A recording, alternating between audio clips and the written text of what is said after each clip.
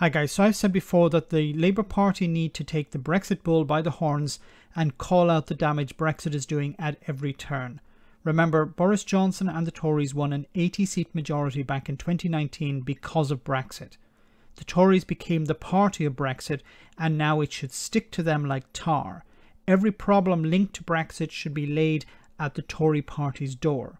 The Labour Party instead really need to have a consistent message here, and I'm glad to hear or see this clip from firebrand David Lammy where he's tearing into Grant Shapps and the Conservatives. Shapps has just set out. Shapps, not Schnapps. Well, he must be on Schnapps. Maybe do it Schnapps. He's got to be on the Schnapps. Schnapps. What we're looking at is a winter of discontent. That's what we're looking at. We have shortages of staff, shortages of supplies and shortages of skills. Why has this happened? It's largely happened because the promises that your party made on Brexit, which have not been delivered. No. Where is the trade deal with the United States? Where is the trade deal with India? We haven't got one.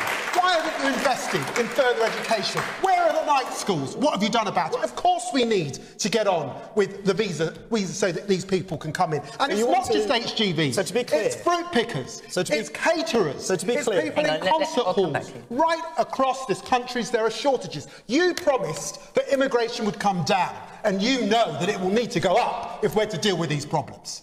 Well said. I love David Lammy. He's a firebrand, and he's one of the only Labour MPs who's willing to call out Brexit. Now, he raised a number of points here. Of course, shortage of supplies.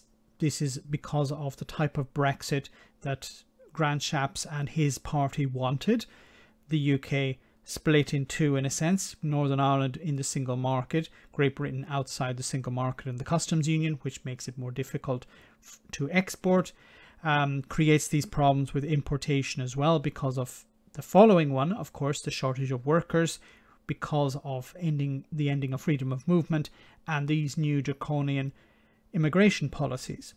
Once again, a consequence of Brexit, but should be laid at the Tory party's door.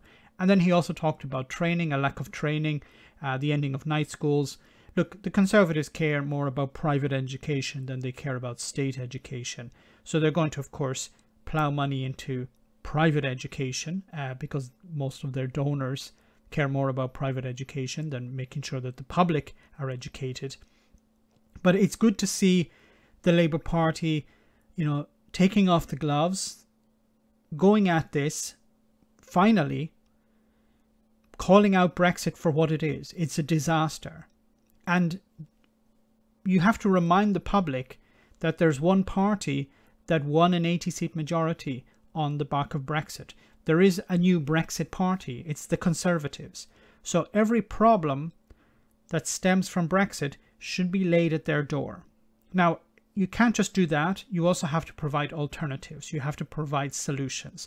That's why I've said before that the Labour Party need to present themselves as fixers. Boris Johnson has broken the country. Boris Johnson has broken the economy. We are going to fix it. We're going to rejoin the single market, or we're going to join the EEA, or we're going to do something.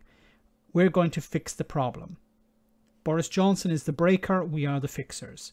That's the way it needs to be presented. Because attacking is one thing, but you also need to provide an alternative. Let me know in the comment section, guys, what you think about this exchange. As always, your comments are greatly appreciated. Thanks a lot.